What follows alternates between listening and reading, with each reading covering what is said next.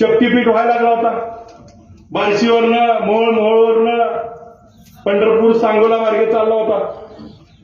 मी अधिवेशनात 2 वेळा प्रश्न विचारला याच्यावरती की हा शक्तीपीठ त्या ठिकाणी रत्नागिरी कोल्हापूर रस्त्याला पॅरलल होणार आहे आणि हा या रस्त्यावर वाहतूक नाही.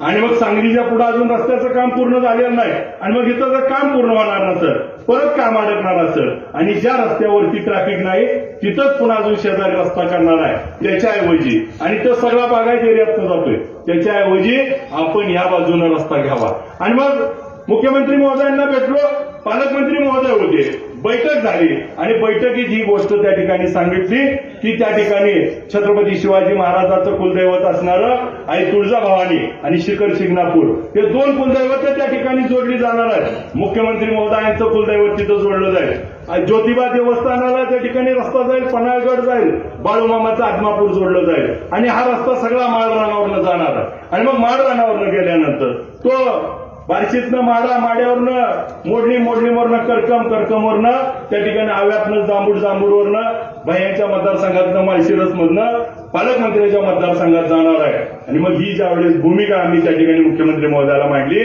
आणि मुख्यमंत्री महोदयांना सांगितलं विकसित भागात विकास करण्यापेक्षा अविकसित भागामध्ये विकास झाला पाहिजे. आणि हा रस्ता जर या माळरानावरून गेला तर या बाजूला या गावामध्ये मेंढापूरमध्ये भैया आपल्याला एमआयडीसी करायची आहे. आणि मग आपल्या हाकेवरनं रस्ता जाणार आहे. त्या एमआयडीसीला मोडलीन एमआयडीसीचं अधिसूचना निघाली आहे. माड्याच्या पलीकडे एक एमआयडीसी करायची आहे, आपल्याला माळशिरसमध्ये एक करायची आहे, पालकमंत्र्यांनी मसवडमध्ये एक करतात. आणि मग त्या माळरानावर केल्या तर 5-6 एमआयडीसी होतील आणि मोठे उद्योग येतील. इथल्या तरुणांना रोजगार मिळेल, तिथले तरुण त्या ठिकाणी उद्योग व्यवसाय टाकतील आणि आपल्या भागाची त्या ठिकाणी एक वेगळ्या औद्योगिक क्रांतीमध्ये बदल होईल. ही मुख्यमंत्र्यांना त्या ठिकाणी मीटिंगमध्ये त्या बोलल्यानंतर मुख्यमंत्री महोदयांना ही गोष्ट पटली.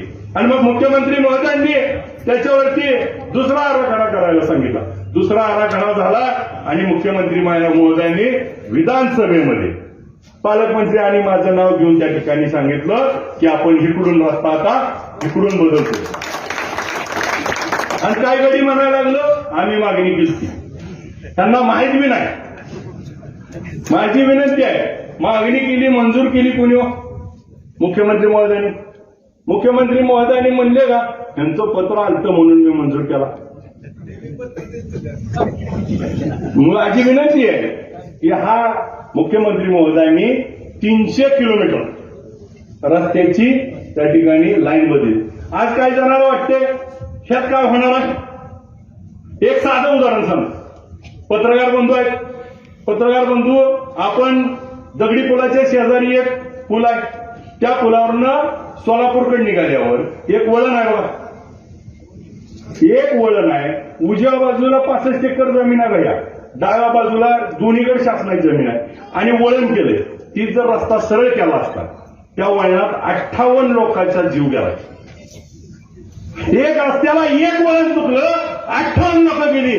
300 किलोमीटर रस्ता चुकला असता तर पुढची पिढी बर्बाद झाली असती.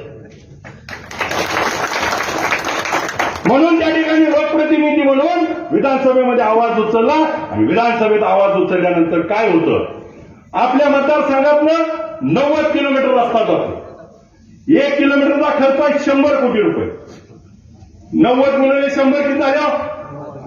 9,000 कोटी रुपये त्या ठिकाणी मतदारसंघात येत आहेत आणि 150 आणि 10-20 कोटी लाखात बोलतील.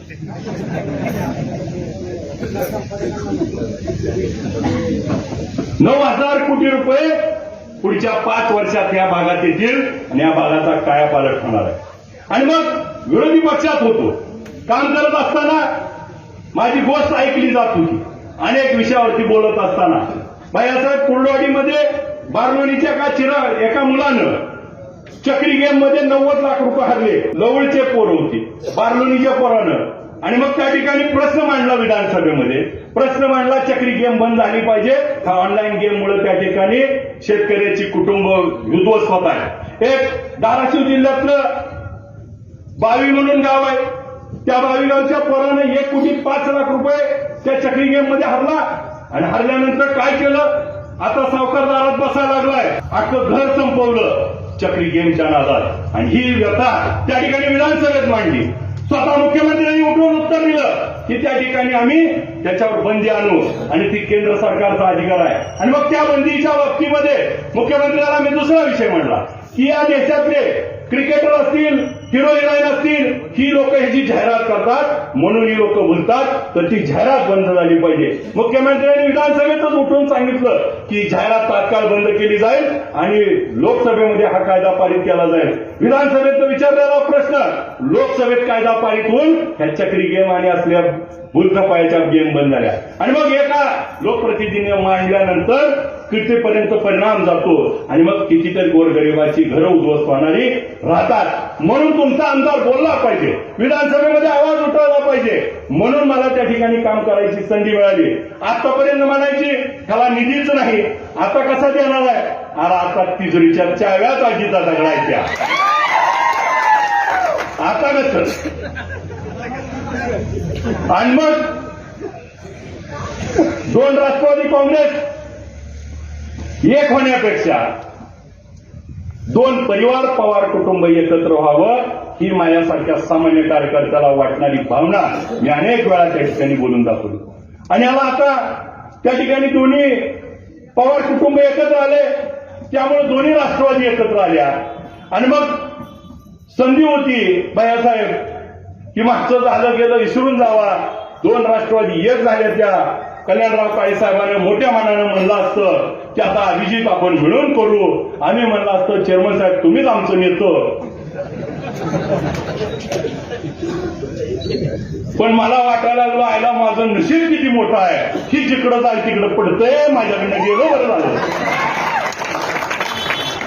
आता जिथं गेले त्याचं काय खरं नाही रे बाबांनो.